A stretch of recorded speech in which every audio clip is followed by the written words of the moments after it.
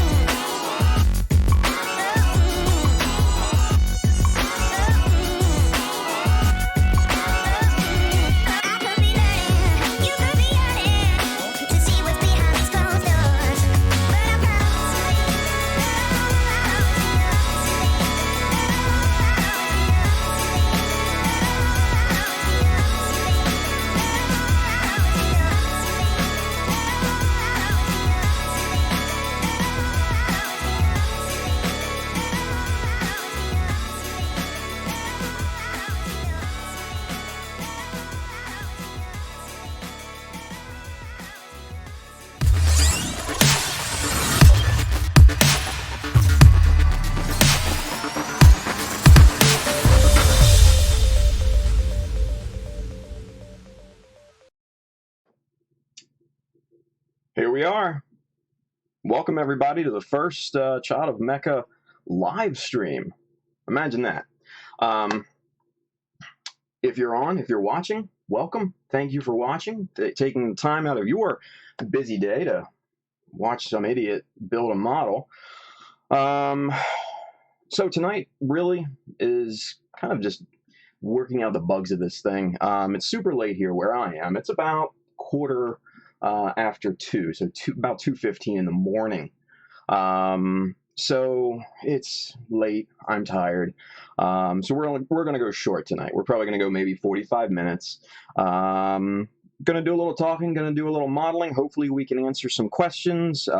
Maybe I'll be entertaining. I don't know. Maybe you'll learn something. Who knows? We'll see. We'll work out the bugs as we go along.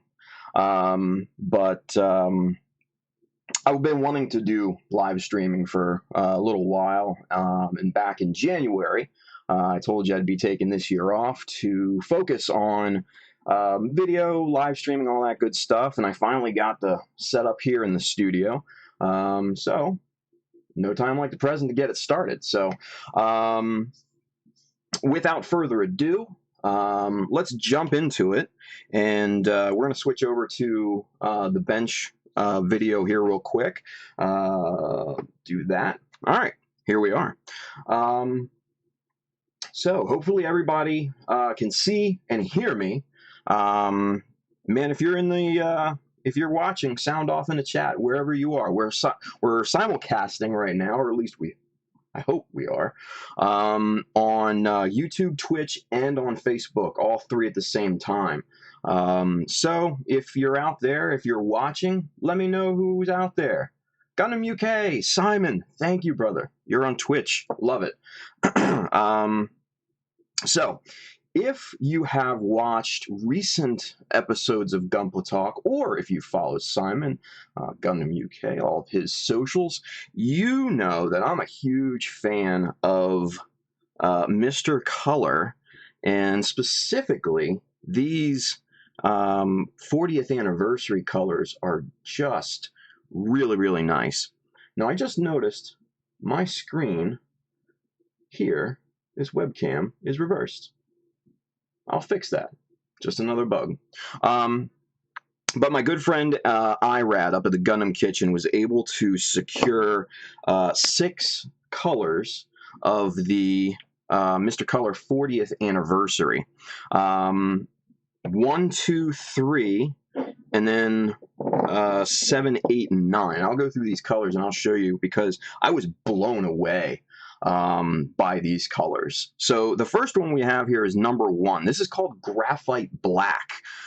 Now, just looking at the bottom, it just kind of looks like a dark gray, almost black. But once you open this sucker up, you'll see that this is much more than a gray.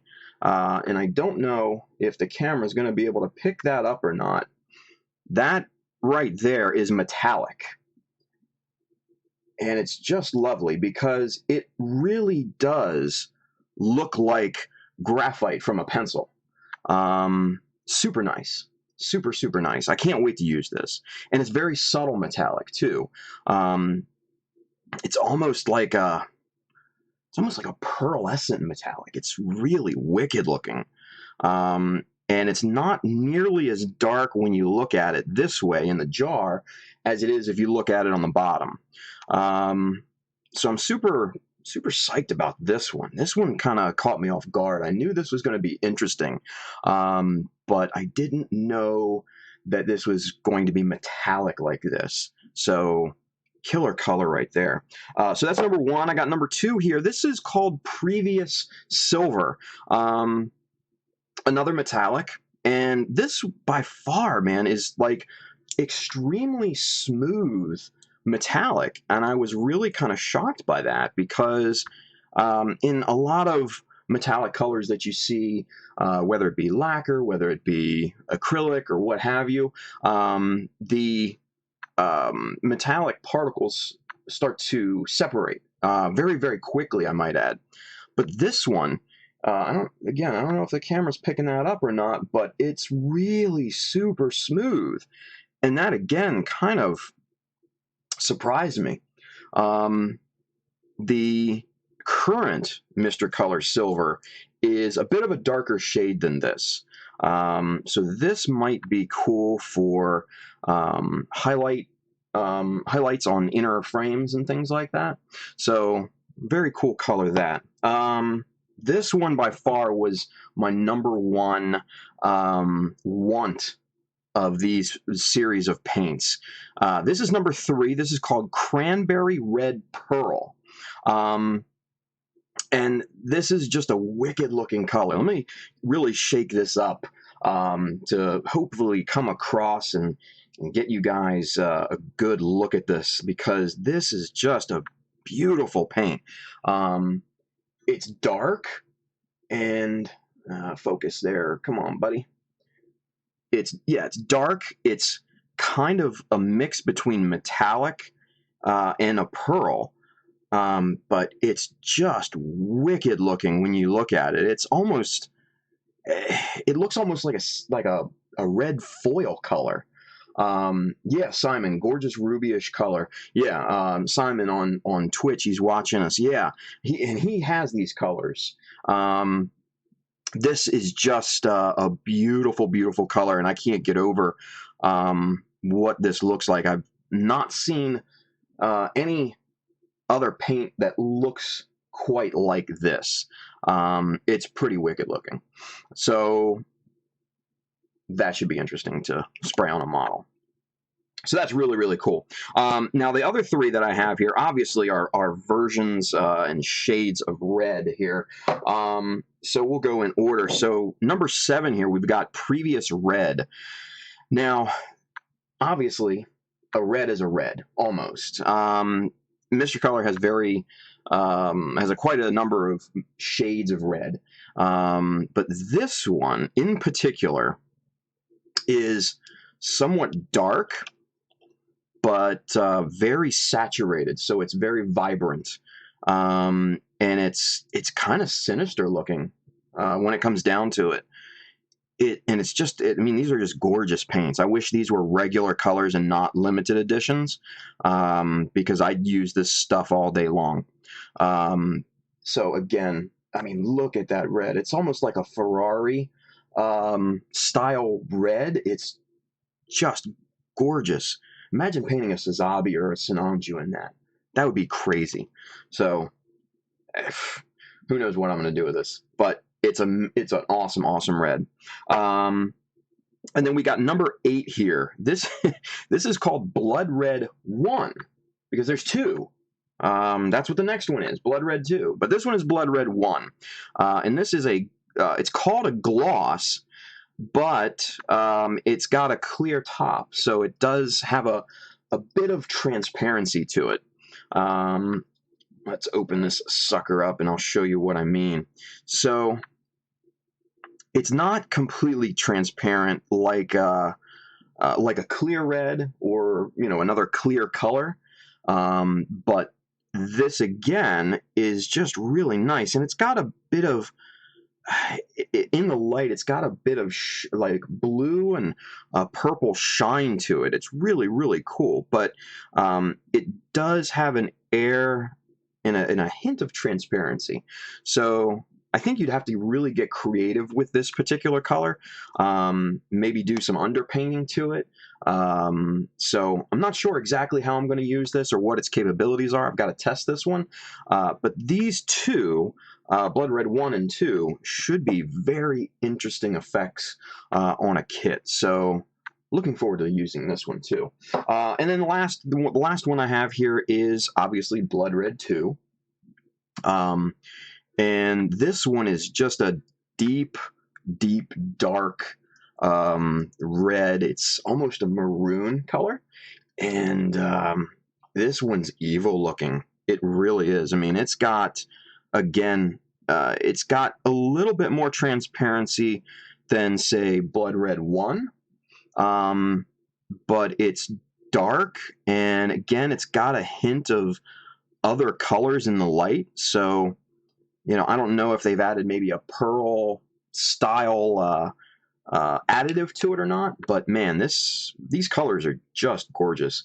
So if you guys are lucky enough to have a store or distributor carry Mr. Color, try to special order this, because this stuff is, I mean, it just blows me away. When I saw it, I was floored. My jaw just hit the floor. It was awesome. So I spent a little money on this because I got 6 bottles on each color. But being a limited edition, I said, why not? At least I'll have some for quite a while. So those are my Mr. Colors. They're my 40th anniversary colors. There's 3 more I got to get. And IRAD, if you see this, man, get on it. brother, I need those 3 colors because those colors look cool, because there's a blue color, and then the kitten pearl. I know Simon Gundam UK has used the kitten pearl on the master grade F91 2.0 that he's building right now, and he sprayed it over the white, and it just gives this translucent, vibrant feel. And it's really, really cool looking. So can't wait to get my hands on that. That should be a really cool color to play with. There's also some another deep blue that I'm kind of looking forward to getting as well. So yeah, Mr. Colors limited 40th anniversary colors. If you can get them, get them. So anyway, let's do some modeling, shall we? So if you follow me on the social medias, you'll know that I am working on 2 different projects right now. I'm working on the GM Spartan, but I kind of put that on hold right now because I'll be honest with you, it burned me out a little bit, and I just wanted something kind of quick and easy. Quick in terms of my terms, not 4 years like the Hummingbird, but this is the Jesta. So what I'm doing with this is just really just kind of detailing it up, and just adding some panel lines and some some simple details and stuff like that. So tonight, what I'm going to do, I've got this panel close to being done. I've got this panel down here close to being done. I want to work on this vent cowl here, and maybe start to duplicate it on the other side. We'll see how time goes, because this work goes kind of slow. So if you guys have questions, ask them now. Let me check to make sure that the chat that I have here, the Restream chat that I use, let me make sure that's working right now, because no, it's not. Son of a bitch! It's not bringing the Facebook chat through like it said it would. Damn it! Thank you, Restream. Thank you for nothing, son of a bitch. Anyway, hey, everybody watching on Facebook, man, Scott, Craig, Derek, Ken, what's up, brother? Enjoy Hawaii. Who else is in there? William, he's a good dude. Let's see who else is in here. Wow, lots of people. Okay, cool. That's awesome. Good. Well, anyway, like I said, let's get to work in here and see what we can finish tonight.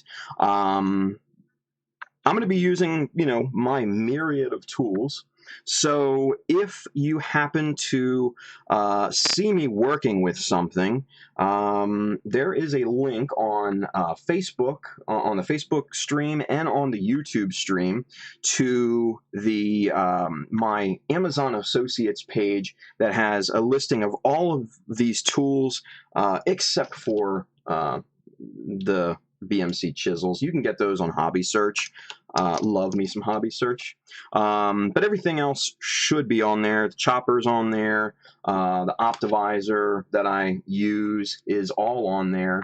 The whole 9. So let's see. What's is that the GM Sniper 2 top right? Yes, it is. Yes, this blue bit up here is part of the GM Sniper 2. Good eye. Very good eye. So, excuse me. Bad timing at work now. Kurt Hill. Oh, sorry, man. That sucks. But you can watch it later on your channel of choice, whether it be Facebook, whether it be Twitch, or whether it be on the good old YouTubes. So, without any further ado, let's pop this armor off here. Let's get to work, man. So, just kind of shove that under there and pop this armor off. Pretty easy. There she goes. And let's dig under this one and do the same thing with that. There's that one. And let's get this vent cowl off here. All right, so this piece right here is the one that I am going to be working on. Now, not sure. It's okay, time for Europe. Awesome. Good for you guys. So let's see. And Broderick, it's 8:30 in the morning where you are. Man. Well, hey, if this worked out, then cool. Hopefully I can do them just a scotch earlier for me because this is super late right now. So let me switch back here. Okay, cool. So now I can see actually what the hell I'm doing. So focus. Come on, buddy. I need a new webcam. I really do. This is not working out. Okay, anyway. But not sure if you can see this because the detail is very small, but I scribed a line, an outline here to just kind of simulate the front of this cowl, this vent cowl here.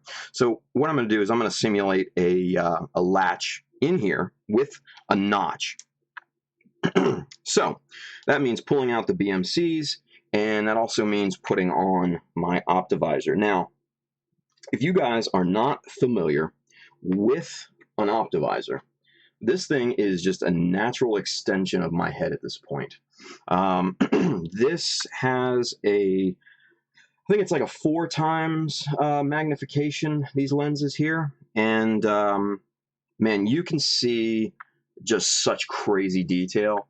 I think that's probably why I go so slow, is because I obsess over the little stuff. But what are you going to do? So let me switch back and keep track of Facebooks here, because I know you guys are in there and watching, so thank you again for that.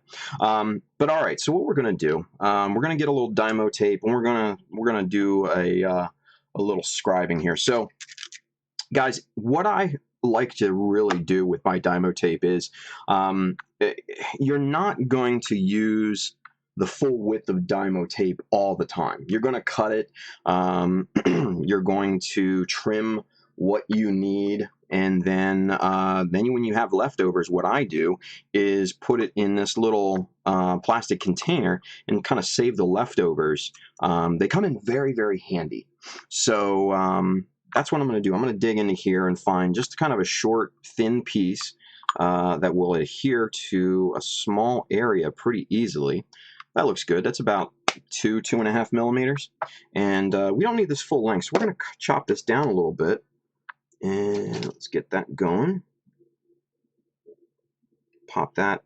And there's our piece. We don't need anything really bigger than that. That's small enough to go on that front part of the cowl. So what we're going to do is we're going to use our hobby knife and just peel back that backing layer and yank that down good enough. Take our tweezers, grab the sticky part, and pull the backing off. So now what we have to do, we have to be very, very careful with lining this up on the panel line, because if you don't line it up perfectly, it can start to look weird. Oh, Ken, it wasn't working?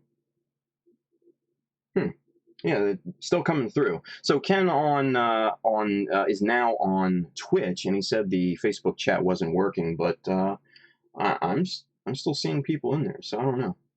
Anyway, so there were issues with multi-stream, but I think he has it open separately. Okay, all right.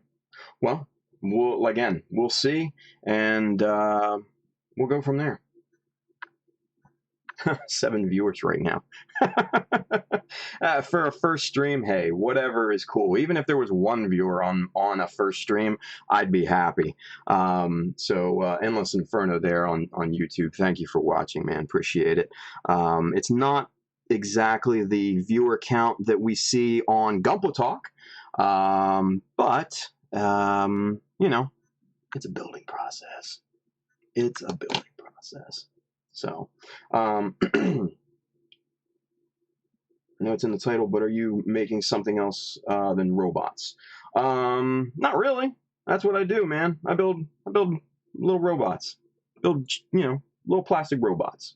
So, ooh, we just got a little notification there. New follower. Thank you, sir.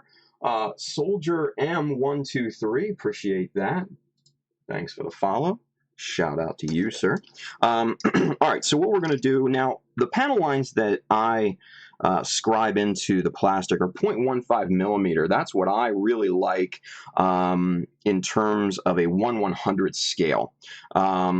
So what we're going to do is we're going to double that. I'm going to use the 0.30 scriber, and that's what we're going to use to make a notch with. Now we're going to make a lateral. Oh, we just got another one. Let's see who this is.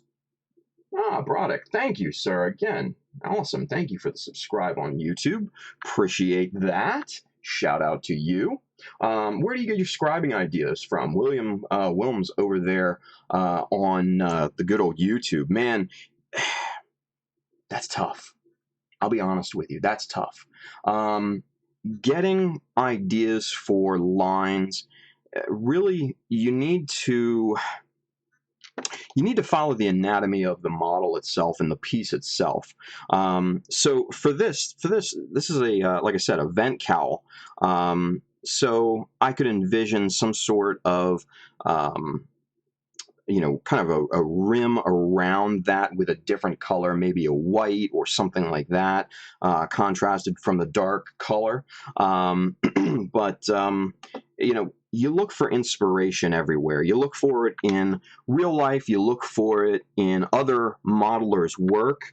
And, you just try as best you can to kind of follow what the model is speaking to you, because the model will eventually talk to you and kind of let you know what kind of lines it wants to have.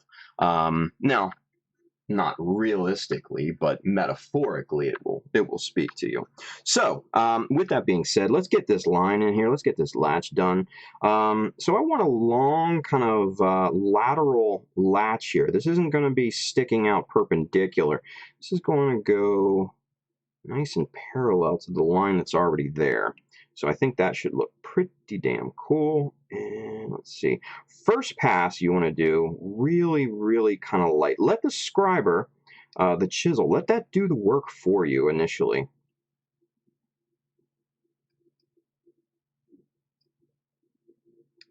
And you do want to be meticulous when it comes to scribing, because the more meticulous that you are, wow, that looks weird, doesn't it? The more cleaner these lines will be.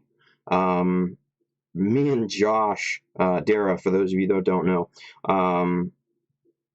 we always go back and forth about talking about clean panel lines. And, if you guys have known Josh's work, I'm sure you do.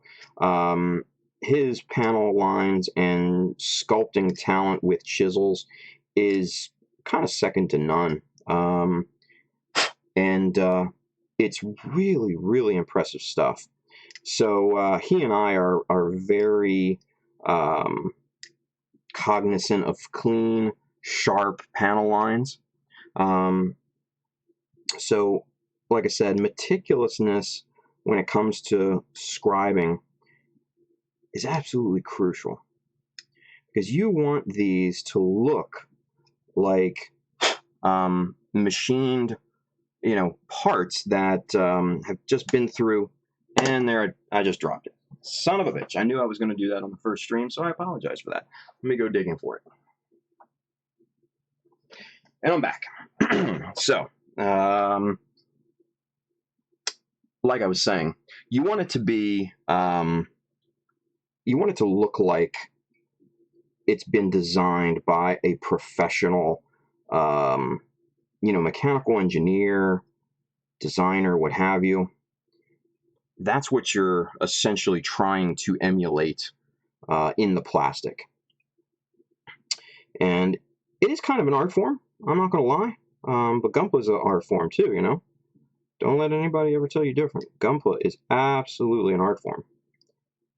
All right, so we've got a good notch started. Yeah, I like that a lot. Okay, cool. And now we're just going to go back and clean this up, because what you need to do is you need to start off in one direction. So I started off in this direction, pulling this way.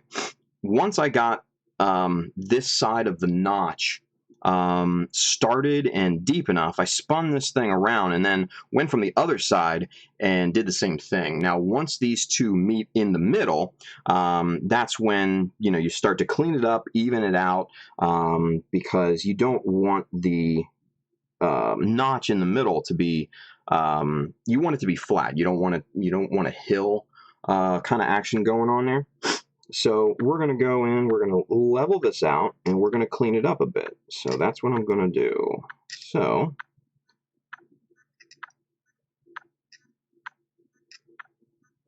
just some nice passes here. And you'll hear the plastic. If it's skipping or chirping at you when you scribe, that's when you know it's not quite even. And it doesn't have to be perfect. But if you can get a pass through where it just sounds just a smooth pass, then that's when you know your line or your notch is nice and clean. That's when you know it's level. That's when you know it's going to be smooth, and hopefully it'll be square too. The hardest thing with notches is getting the ends nice and square. That's always the tricky part.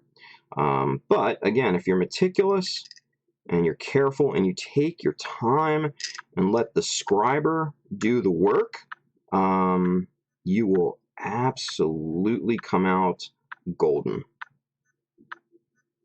And I think we are done. Yeah, that I think looks pretty good. Let's measure it from either side to make sure that we're looking pretty good here, because that looks about 2 millimeters from the bevel. Yep, dead on 2 mil. And this looks to be about 3 mil from the top bevel. About 2.5.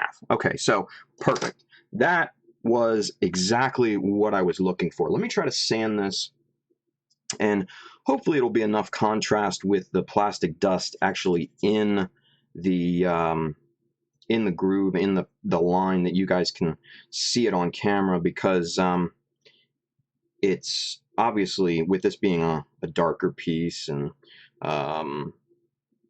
looking through a webcam, it's somewhat hard to pick up on minute detail. So let's see if we can get this. Let's see if we can get this here on camera. You don't want to go crazy with the sandpaper. I think this is maybe 800, maybe 1,000 grit that I'm working with here, and this is just to smooth it out. I'll go back and wet sand this with probably with 1,000 grit, and then maybe 1,200 just to be on the safe side. But once that happens, then you'll have a nice smooth part. All right, so let's see if that actually wants to pick up. Let me switch back here. Whoop, oh, not even centered on the freaking camera here. Whoa. All right. Who knows if that's going to pick up or not. Whoop, there we go.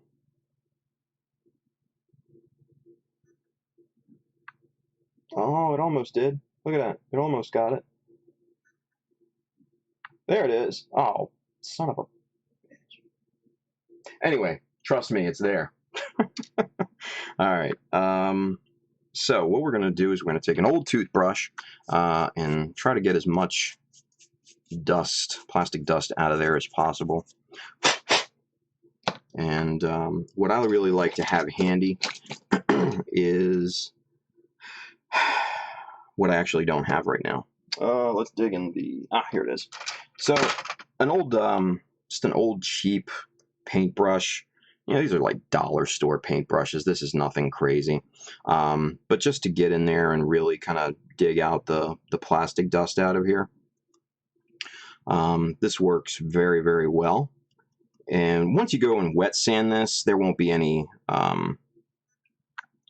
dust in there if you're careful. But with your chisels, this is very important. Chisel discipline. These things are very fragile and they will break put the cap back on when you're done. This avoids many headaches and also heartbreaks from breaking or chipping a chisel, because I've done it myself in the past. So maintain good chisel discipline. Now what I'm going to do, I've got some stubborn dust in there just in the panel line, so I'm just going to take my 0.15, just go over that real quick, clean that out, make it happy. Good. All right, rock and roll. So that's all I'm going to do to this thing. I think this is a small piece. It's simplistic on the rest of the leg. It's going to be on the inside of the leg too, so you're not going to really see it all that much. So it can stay simple. But I also want to leave maybe some room up here for decals. Maybe an intake warning or something like that. Maybe a hot air warning, an exhaust, something like that. Let's see, what do we got in the chat here? Will you post on Instagram later your Jesta progress? Oh yeah, Ken, absolutely, I always do. Let's see. Just think mechanically accurate. Endless Inferno on YouTube. Yes, that's basically what we do when we scribe. That's accurate. Brodick. Modeling is 2/3 improvisation and from 1/3 photos. Yeah, that's pretty accurate. I agree with that. I like that. That's good. I might have to use that. William says, every time I think of improving my models, I just see them all in blue. Blue's a good color. I like blue. There's nothing wrong with it. So, Brodick says, are you using oil paints for washes? No, I do not. I really like the Tamiya panel lining fluid, mainly because I use lacquers, obviously Mr. Color, and I use a heavy duty clear coat, Mr. Super Clear over top of the colors to protect those and to act as the layer for decals and for panel lining. So that's what I really like to use. Kensuke, oh, good. Ken, could you briefly explain wet sanding? Sure. If I had some water, I would show you, but imagine that this little container has water in it, and what you're going to do is you're going to take wet sanding paper, specifically sandpaper for wet sanding. Now, Tamiya finishing abrasives and things like that, I believe, or at least I've used them, are waterproof, and you're able to use them for wet sanding. Otherwise, you can get it in a hardware store or something like that. If you're in the US, Harbor Freight actually sells sandpaper that goes up to, I believe, 2,000 or 3,000 grit for a very inexpensive price. So I really like that. So basically what you do, it's just like normal sanding, but instead what you're doing is you're dipping your sandpaper in the water, and then you're going and you're sanding the piece like you normally would. Now what happens is the water acts as a essentially like a lubricant for the sandpaper itself, and then as the dust comes off of the model, it's then essentially washed away with the water, but it also acts kind of as a slurry to help polish that piece to get a really nicely smooth finish. So I really love wet sanding. It's a very, very good technique, and sometimes I'll just do wet sanding. I won't even do normal sanding, but that's if I'm feeling squirrely about it. So wet sanding is a great technique. If you guys don't do it, please do it. Your finishes will thank you, especially if you're doing gloss. If you're trying to get a gloss coat or a metallic or something like that, wet sanding is an absolute must. It's a necessity. I can't stress that enough. If you don't do it, I will come to your house and I will yell at you. So please try to do wet sanding, guys. Yeah, and you can work up in grit just like normal sanding too. So with that being said, let's get back to modeling. Thank you for the question, Ken, and man, I hope you're enjoying Hawaii. This guy just got stationed in Hawaii, of all places. Lucky man. Lucky man. Anyway, yes, Sorovan Zero, wet sanding is highly recommended for resin too. Absolutely. I mean, wet sand everything. That's the way I think. When I was building the base for the Hummingbird, it has an extruded aluminum bar that actually holds the Hummingbird up from the platform. It was pretty nice when it got here to me, but I actually wet sanded that. So you can wet sand aluminum to get it even smoother and nicer and kind of give it that sweet brushed look, kind of like you see on kitchen appliances, especially. Really love that look. So good tip there, Mr. Zero. Good tip. So with that being said, let's switch gears here. So we've got this little cow piece looking good there. Let's assemble it back. I want to see what else what else I need to do, if anything. So it's hard to see from the camera since this is so dark, but this piece right here, which is part of the larger piece on this leg assembly, I have taken a chisel and basically chiseled an outline around that panel. Now this was a raised panel to begin with. This is the stock Jesta leg, and as you can see, that panel here is somewhat raised. It's about a 1/2 mil raised off of the rest of the armor. So what I did was I just went ahead and chiseled around that to make it look separated. And then I also, 2 millimeters from each corner, I gave it a little latch mark, a little notch there to simulate latches. So if they were going to work on the inside of this leg, each one of those would have to be released. So, and that's another thing with panel lines. You know, like William had asked before, where do you get inspiration from for the panel lines? And when Justin, Mr. Justinius Builds, follow him on Facebook, YouTube, Instagram, and Twitter, and also Twitch, by the way. Very good streamer. When we hosted a scribing class up in New Jersey at the Gundam Kitchen, you know, I explained there what the inspiration was for a lot of the panel lines. For this piece, this is the back of the leg. So you can imagine, if you look at the actual inner frame of this leg, there's a lot going on, and there's a lot of things that are just general shapes simply because this is the inner frame, and I don't think really Bandai wanted to put a terrible amount of detail into that because the cost would have probably skyrocketed if that was the case. Major inner detail is really usually reserved for perfect grades, so I respect that. I like the amount of detail that we get on modern master grades, and it's just enough to give you a hint of what is going on mechanically behind that armor.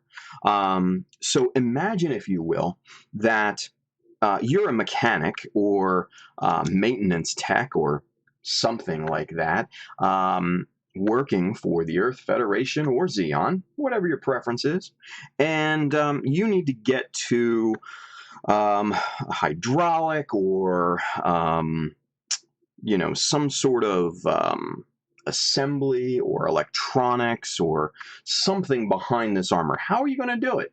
Well, on the stock version, This back piece is just one giant piece of armor. That is no bueno for a service tech. Imagine a car. The car's engine, depending on the car, is normally in the front. It's under the hood. The hood itself is a panel. Think about that as an armor panel on your Gundam or Xeon or what have you. It needs to lift up to be able for the technician to access that mechanical assembly behind that panel.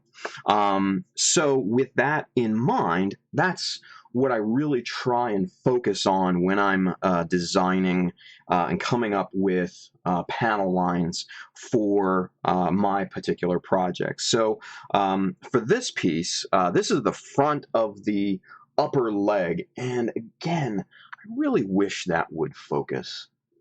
That just kind of focus. No, son of a bitch. Anyway, so you can see this on Instagram and Facebook. I posted pictures of this, but what I did was I added a little strip of plastic around here to raise up that detail. So this inside, which was the original height of that piece, now looks like a recessed panel. And I scribed around that and up a little bit on the top of that to make that look like an access panel, to be able to get in there for mechanics to dig into the mechanics and the sub-assemblies and hydraulics and all the moving parts and everything. So I really like adding this kind of rectangular detail both to the front and to the back of the legs. It just looks really, really cool in my opinion, and even on a rounded leg like you would see on like Xeon suits, like a Zaku or Gelgoog or something like that, you could add this type of detail. This is not specific to angular suits or Federation suits. So that's really, really a cool bit of scribing detail. And then on the side of the legs, I just kind of kept it very simple. I did nothing right here on the front of this side of the leg, but what I did, I added what will be a little metal piece right here, kind of like rotational rivet or something to represent that. So just kind of a cool little detail that I'm going to add in there. But on the other side, the back side of the leg, this part here, added some big sweeping panels. This is pretty plain down here to where the pivot point is, the rotational points and everything are. So I figured if they need to get in behind there, they'd probably just take the whole damn thing off. So it just doesn't make much sense. So that's kind of how I look at panel lines. There's a lot more subtleties that go into it, but just as a kind of a quick rundown of panel lines, that's kind of what I do. So all right, so let's get back. I don't know, I'm feeling that this is a little weird, this blank space here, but what I could do is I could put a nice kind of decal or something like that on there. I'll come back to that, I think. What I do need to do is outline this raised piece here on the bottom of the leg. So with that, let's pop these other panels off here so it's easier to get that part off the piece. So we'll pop that off, pop this lower assembly off, and then we'll also pop the vent cowling that we just worked on here off as well. So that all comes off. This vent ring there comes off. And now, since it's been a little while since I snapped this together, I'm going to refer back to the instructions just to make sure I don't break anything. always a good rule of thumb, keep the directions handy, even when you built it a few times. It's very, very good reference to come back to see how things went on, and how, more importantly, they can come off. So, with that being said, this top piece comes off first, and I need to be careful removing this, because if I remember correctly, it was a little bit of a bitch to get on. There we go. Cool. All right, now, so this should just really pop. A little wiggle. Give it a little wiggle. And there, boom, it comes off. Okay, cool. So now, what we're going to do, since this portion around the front and probably about halfway down this piece is already raised for us, I'm going to follow that line, and I'm going to scribe in there so this looks like a separated piece. Let's see, we got something here. If you ever built the Master Grade Nemo, the inner frame on the legs has almost perfect grade level of detail. I have not built the Nemo. That's something I would like to build. The rest of the kit is comparable to an RE100. Well, RE100s are still cool. I really like RE100s. The Bawu, great kit. Great kit. I want to get the Efreet, however you pronounce it. I don't know. I'm not great with pronunciations, if you guys have not learned.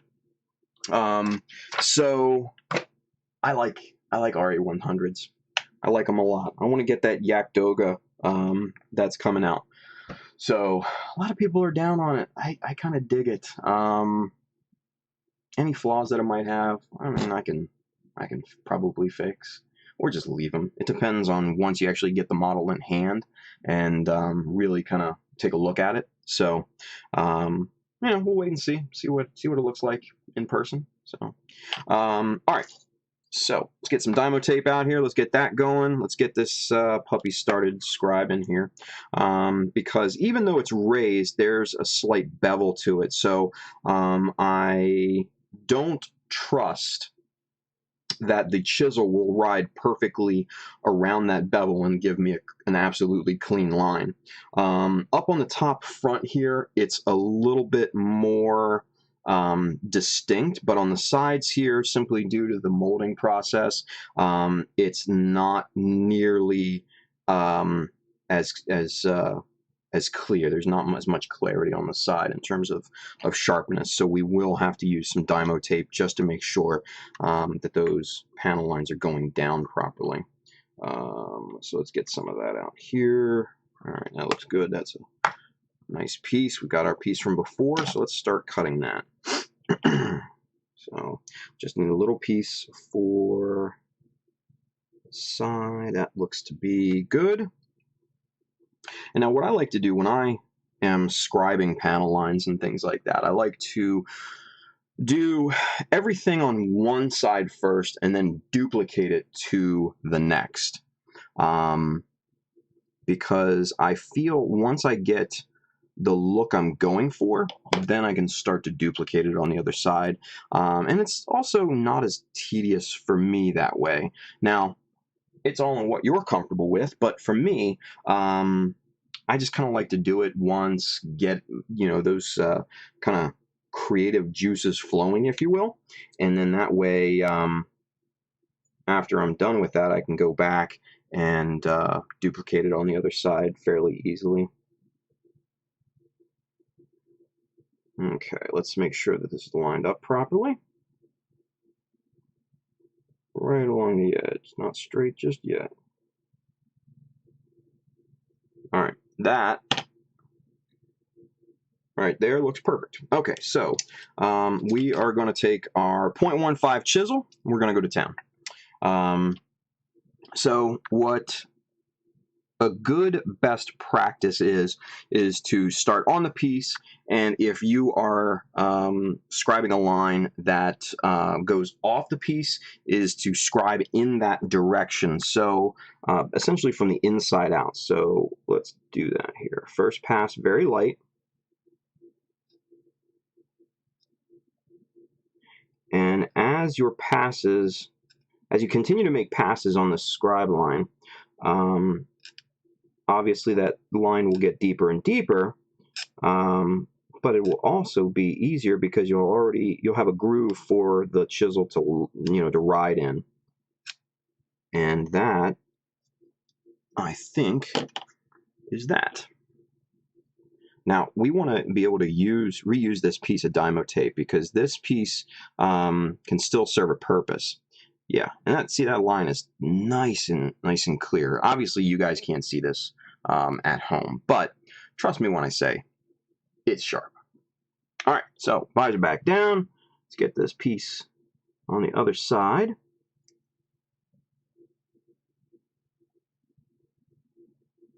And that's lined up good. All right, so let's get to scribing that.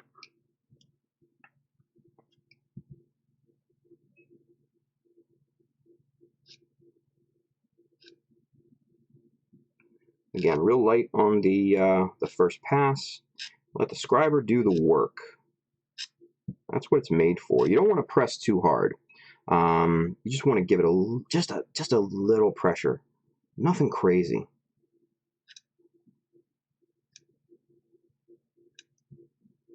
All right, and that looks to be a winner. Sweet. Yep, winner, winner, chicken dinner. So, another thing that you need to keep in mind with panel lines that go off the edge of a panel, it just can't stop there because what happens with the underside? It's just bare.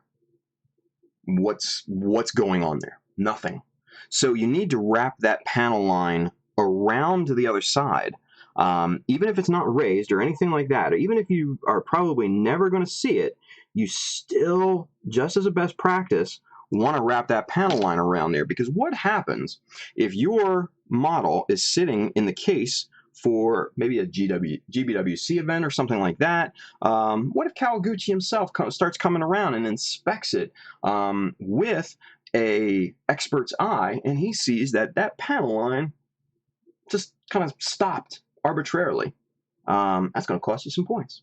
So we wrap it around the other side. We make it look good, make it look mechanical, and we finish that panel line off and really make it look realistic.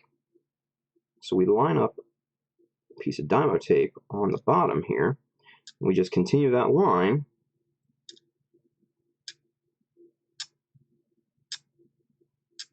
And again, let the scriber do the work.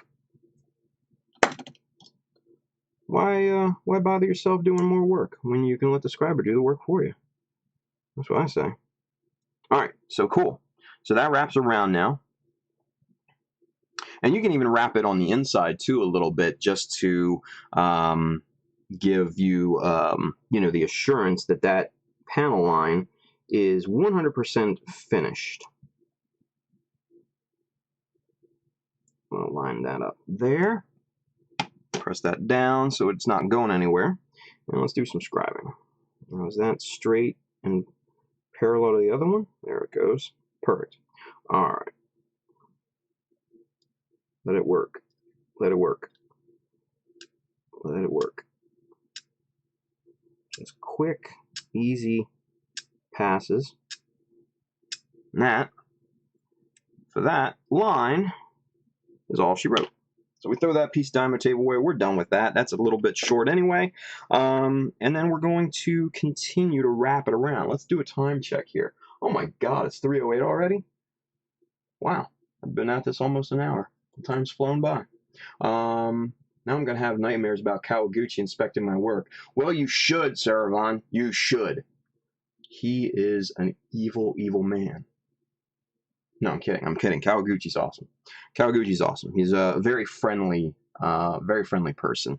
So if you guys have seen or are a member of Gunpla Builders Australia Facebook group, you can see some of the videos that those guys have taken down there with Kawaguchi, interacting with him and everything.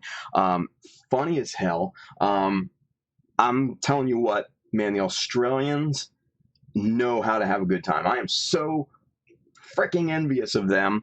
They go out and they party after GBWC, the whole nine. So I wish I could be down there with you guys. If you Australians are watching, I love you. I love you. If I could afford the plane trip and everything down there, I would be there in a heartbeat. Believe it. So, but that's another conversation for another time. We're scribing here, people. We are scribing.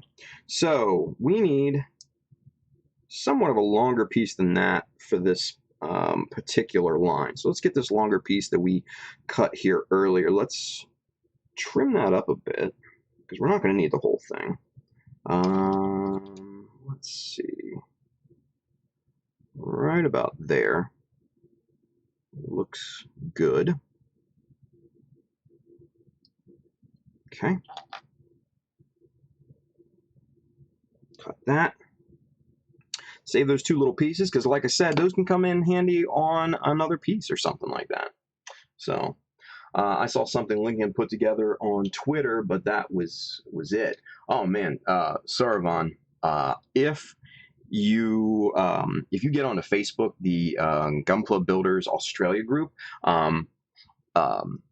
Ryan, San Pedro, and Scott Taylor, and all those guys down there, Josh and Link, and all those guys, man, they have videos in that group. The karaoke videos, I should say, because there's multiple videos of the karaoke afterwards, the drunk karaoke. Man, it is so damned entertaining. I swear. I saw one of them because they live streamed those on Facebook into that group, and I actually watched one of them live here in the States through Facebook, and I'll tell you, I was laughing my butt off because it was so funny. It was great. Those are great guys. Can't say enough good things about those guys down there in Aussie land. All right, let's line this up here. Let's get this panel line scribed. Oh, come on, baby, work with me here. Sometimes the Dymo tape just does not do what you really need it to do. Sometimes you just got to talk to it. You got to coax it into place. Kind of like Bob Ross with models. If you guys don't know who Bob Ross is, happy little trees, people. Happy little trees. Might have to work up a character based on Bob Ross. Tim Ross. How about that? Hello, everybody. My name's Tim Ross. Welcome to the Joy of Gunpla. Yeah. I think I might have to borrow Justin's afro. Might have to make that work. Might have to make that work. Keep an eye out for the Joy of Gunpla with Tim Ross. Coming to a YouTube channel near you.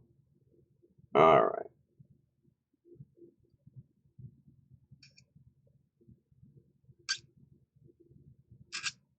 Nice. This is going good. Going good. Plastic is agreeing with me. Sometimes the plastic, the way that its density makeup is, just does not want to work with you sometimes, and that's what you need to be cognizant of. Just the way that the plastic flows through the mold, the way that it's injected, can sometimes cause what looks to be cracks in the plastic. That's just how the plastic came into the mold, and that's kind of when it came together inside of the mold. So sometimes, not all the time, sometimes you will find density variations in that plastic, spots of hardness and then softness in the plastic. So you will run into those when you're scribing. So keep that in mind. Just go with it. Don't let the plastic fight you, and just try to make it as smooth as possible. Once you get panel lining fluid or wash, or what have you in there, chances are you're not going to see any weird variations in that panel line anyway. So some of those things you can get around. Some of them you can get away with.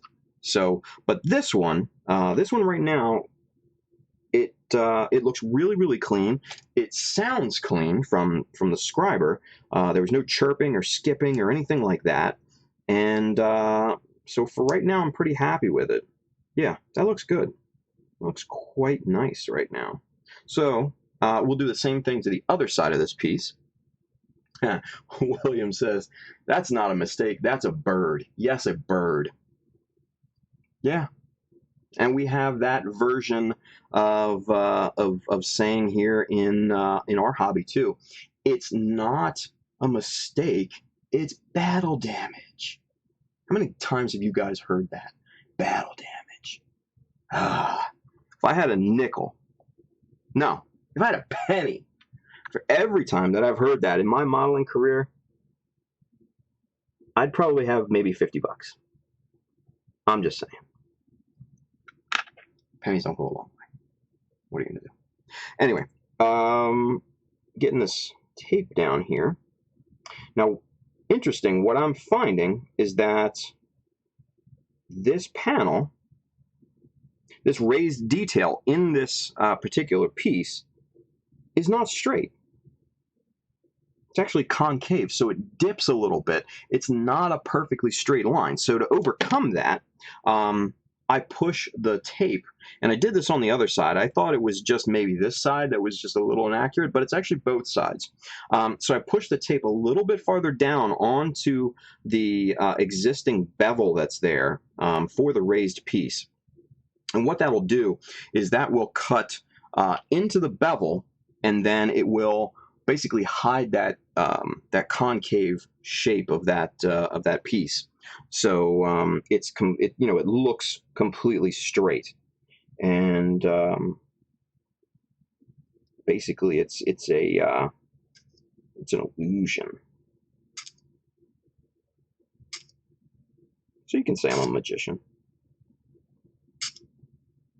Not a very good one, but what are you gonna do? I'm not Copperfield over here. I don't play Vegas. I don't make the Statue of Liberty disappear. I just make odd-shaped panels disappear. Boom. That looks good. All right, so we're going to throw that little piece away. Now we're on to the much more defined top area. So now I think I can freehand this, and I can just ride that raised piece. Let's try it on this little piece there. No, I don't want to risk that. Nope. That is not as defined as I had wanted it to be on second look. Let's see. Definitely need to borrow the fro. You're damn right. I need to borrow that fro. Maybe I need to get my own fro. Because Justin needs his. He needs to do Bustinius. I keep telling him he needs to bring Bustinius out of the closet and give him space to shine. But I don't know if he's going to do it. So maybe I just need to get my own. We'll see. We'll see what works. All right, let's lay this piece down here. Now we're going to reuse this piece a couple times here, so I'm just going to keep it nice and long. We're going to line it up on this bevel here.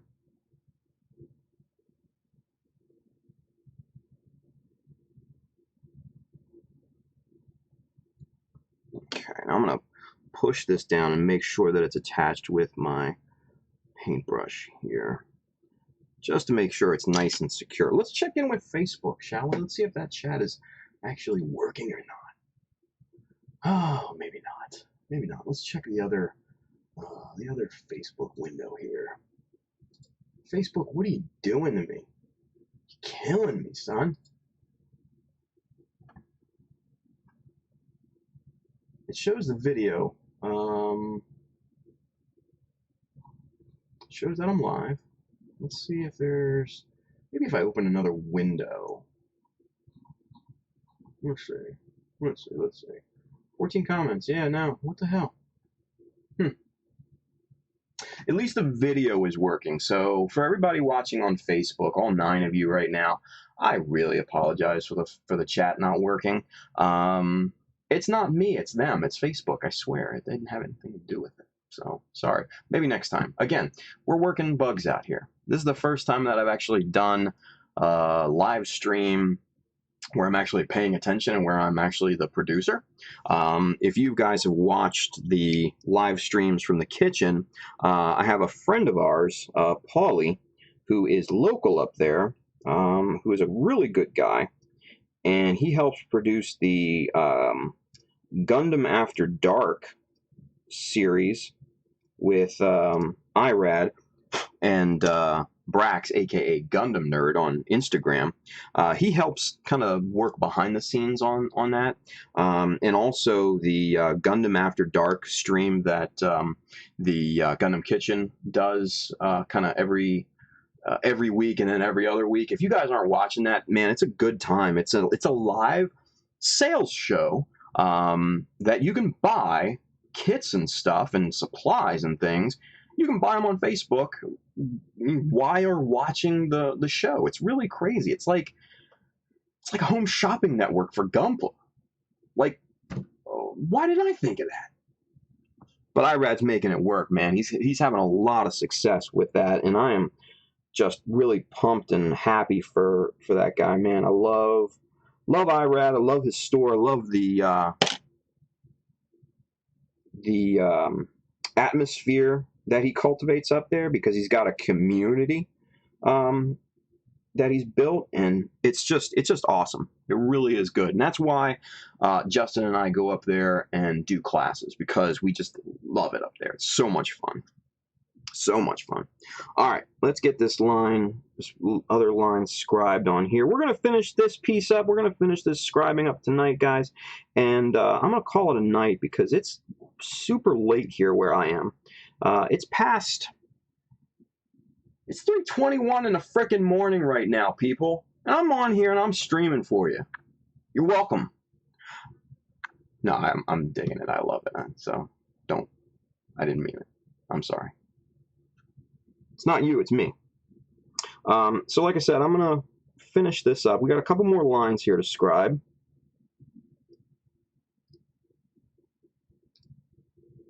And we're going to call it a night. And then I'll probably pick this back up tomorrow, if everything goes well. If I can figure everything out, maybe hopefully get that Facebook chat working. Maybe we can get that going again. And we can get people talking and interacting and all that fun stuff. So I think I know what I did wrong, but there's only one way to find out, and that's to actually test it and see.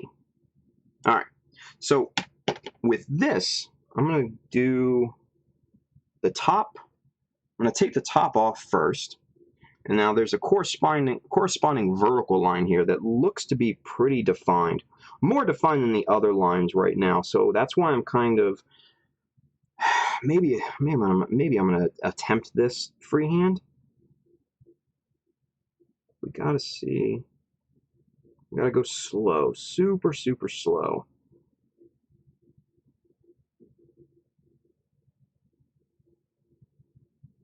Okay, yeah, that's working. That's actually working. Kind of surprised.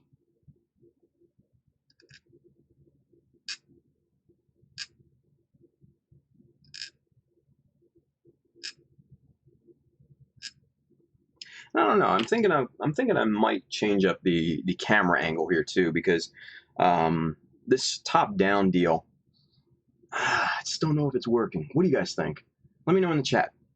I know YouTube and Twitch, you guys, let me know. Do you like this kind of main camera angle where you can see my hands and what I'm working on and everything? Because I know I have a tendency to pull away sometimes. It's just how I work, but I try to keep it under the camera as much as possible. So let me know in the chat if it works.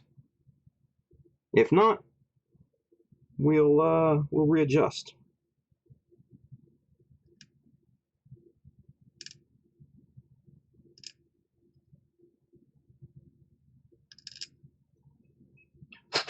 All right, so that's looking pretty good there. Like it so far. Now I can do the the top edge of this raised detail.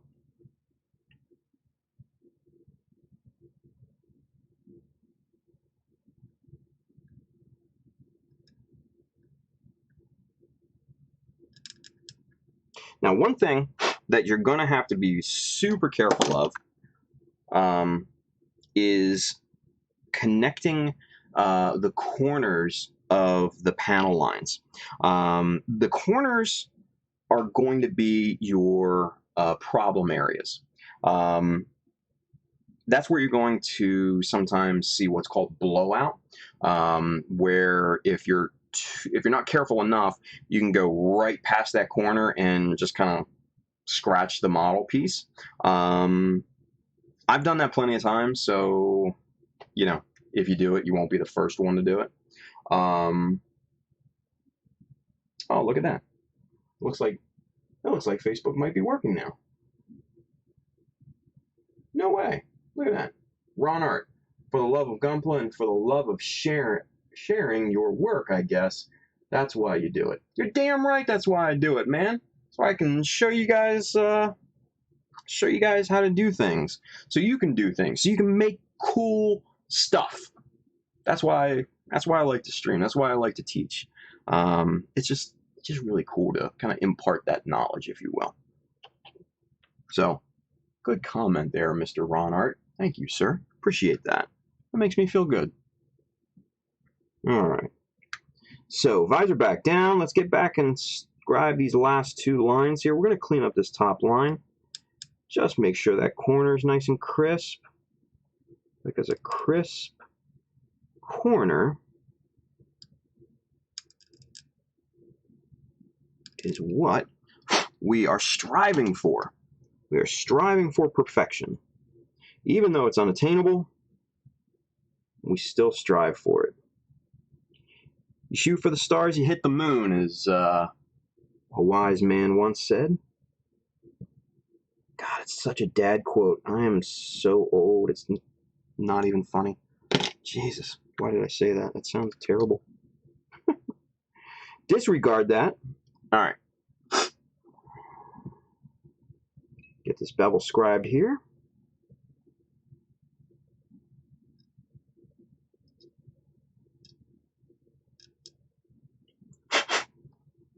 Okay, so that's good enough for that bevel. We just need to start that line off.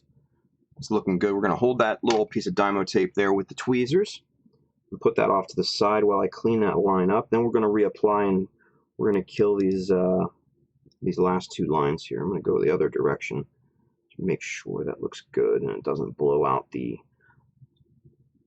other line, a really long line on the side. Let's get the good old toothbrush.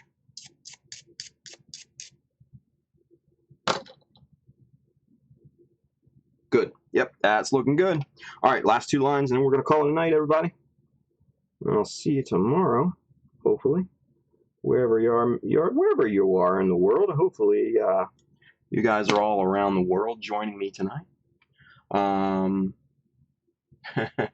right, the angle is fine. The camera's zoom issues are a bigger concern. Yeah, you know what? That's kind of what I was saying too. So I don't know. Maybe I might get a new webcam. This is a C920, which granted is a great little webcam, but I've seen test footage from the C930, the newer model that they have out. It's probably a couple years old, but the clarity on that is so much more noticeable.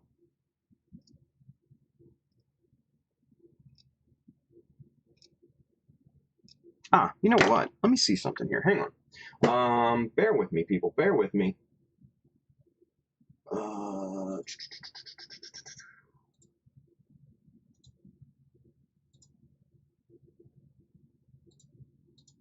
Oh, look at that. Look at this. Ooh, let's get it centered here so you guys can see it. Ooh, look at that. You can actually... It's like... There we go. Oh, there, look at that. It's catching the light. So you can see that kind of scribe detail a little bit now. You can see that, oh, there we go. You can see that raised panel detail a little bit better. So that's not bad. Oh yeah, now that's the stuff. There we go. Now we're getting it. It's all a learning curve, man. I don't know what the shit I'm doing. So it's all about catching that light. See that right there? You can see it now. Look at that. All right, so here, let's try this. Let's get this piece here. And maybe let's get it centered. Which way? There we go. Not so good with that one because I think since I sanded it, it gives it a kind of a matte look, but you can barely see that scribed line in there. So this isn't a great example, unfortunately, but maybe this one will work a little bit better. All right. Oh yeah, see, look, now you can see the notches there on that that upper half at the top of the screen. And what I did was I wrapped those around the piece, and hopefully, yeah, see, you can see those notches. And it's those notches are about 2 millimeters off of each corner of that particular panel. So 2 millimeters in from this corner and 2 millimeters in from this corner as well. So it just looks like a nice even notching scheme there, and that simulates latches, like to hold that panel in place while that mobile suit is out fighting and all that. So Braddock on YouTube said, "Oh my God, just motivate me to continue with my model right now." Well, that's what I'm hoping to do, man. You gotta have fun with it. This shit is fun. I don't care what anybody says, man. Model building is freaking cool, dude. Because when it comes down to it, this is my philosophy. And let me get a little deep here on you. We, as model makers, incorporate so many different types of skill sets. We incorporate design. We incorporate sculpting with plastic or with epoxy putty or with resin or what have you. So sculpting is a big part of what we do. Also, too, you have to have somewhat of a mind for graphic design too. When it comes to painting, so you kind of have to understand color theory in a way. You have to, if you're scratch building and detailing and things like that, you have to have a little bit of a mechanical mind too. So somewhat of a mechanical designer. And when you finish that off, obviously painting, so you have to have somewhat of a painter kind of philosophy as well. And then when you finish it off and you put it all back together, you have to take pictures of it. So you have to have somewhat of a photography inclination as well. So all of that encompassed, we as modelers, in my opinion, are just really true artists. Now, a lot of people say, well, you're just putting plastic models together. Well, in part, that's true. Some people just put plastic models together, and that's okay. If that's all you want to do, if you just want to put a model together, bare plastic, put it on your desk, don't even worry about the nubs or seam lines or whatever, that's cool, man. Because it's all about what you want to do. Me personally, man, I've been in this for like 20 years, and I'm obviously at an experience level that, I have tried and failed many times over at things, and have just built up that experience level. So I do see this as a true art form. And I think everybody really should, no matter what, see this as a true art form. Because it is. It's the joy of Gunpla. Tim Ross. Happy little robots. It's not a mistake, it's a happy accident. And yes, it's a damn bird. Or battle damage. Sorry to get so deep on you there, everybody, especially on the first stream. I wasn't expecting that, but it happens. It's cool. We can get philosophical. We can get existential. We can get theoretical. We can get down on pretty much anything you want. Alright, so getting this last little bit of line in here.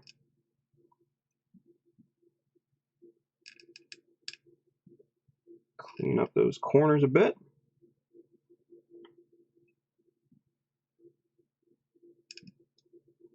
Looking good. Alright. That, I think we'll do it. Let me zoom in here. Good old webcam. Ooh, get it centered, get it centered, get it centered. Where's that light? Where's that light? There she is. There's that light. So now you can see how I've outlined that raised detail. That was molded into the plastic, just kind of wrapping around there. Now that raised detail down here has a 0.15 millimeter scribe to it that I then wrapped around to the bottom here, so it finishes that panel off. So essentially what this simulates is that this front part here is now a removable mechanical panel. So imagine, if you will, imagine if this part, if you look at the whole assembly of the foot, this part will bump into this ankle armor quite a lot. So what I would imagine is that this particular piece right here of armor would probably need to get replaced more often than some of the other pieces. So that's why, maybe that's why that raised detail is there. Maybe that's why it's separated from the rest of the piece. Those are some of the things that you need to think about in terms of the mechanical side of model making. So that's why I did it, and I kind of really dig it. So that is going to call it a night, guys.